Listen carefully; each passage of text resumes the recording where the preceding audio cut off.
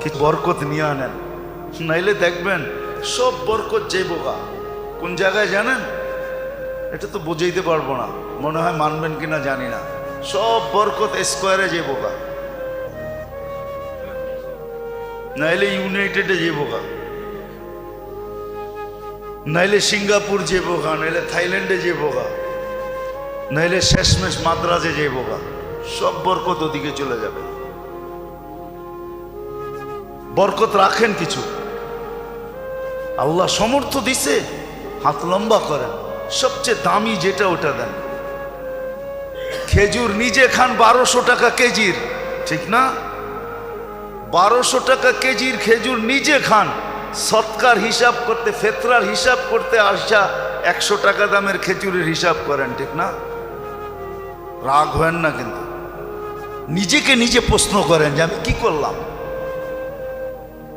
যদি আপনার ভিতরে কিছু থাকে, সব পার্টস নষ্ট হয়ে গেলে ওটা ভিন্ন কথা, আর যদি কিছু পার্টস এখানে থাকে তাহলে একটু নিজেকে প্রশ্ন করেন না যে আমি তো বাসার জন্য প্রতি মাস সারাটা মাস খেজুর কিনলাম 1200 টাকা দামের,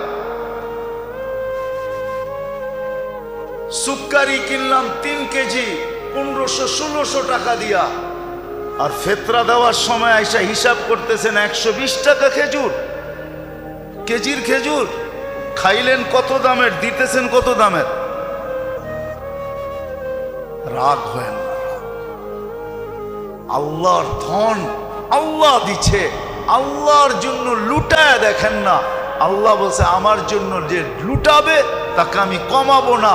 ওমাই ইউকরিদিল্লাহ কারদান হাসানা ইউদাইফুহু, আমি তোমাকে বাড়ায় দুনিয়ায় 10 গুণ বাড়ায় দিব, আখেরাতে হিসাব ছাড়া দিব। নিচে খাইলেন 1200 টাকা দামের খেজুর, আর ফেতরা হিসাব করতেছেন 120 টাকা দামের খেজুর, ঠিক না?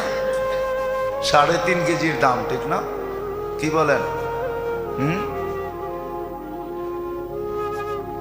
হাত প্রসারিত করেন, হাত প্রসার সুযোগ করে দিয়া গেছে।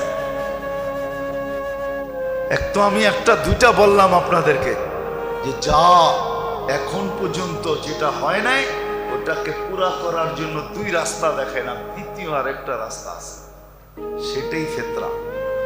আল্লাহ রাসূল সাফ বলছে, রোজার ভিতরে যেরকম করা ছিল তুমি করতে পারো নাই, পূর্ণতা নিয়ে আসবে তোমার হাত খোলা ফেতরা। হাত খোলা, হাত খোলা। বলবেন 70 টাকা দিলেই তো হবে, হয়ে যাবে।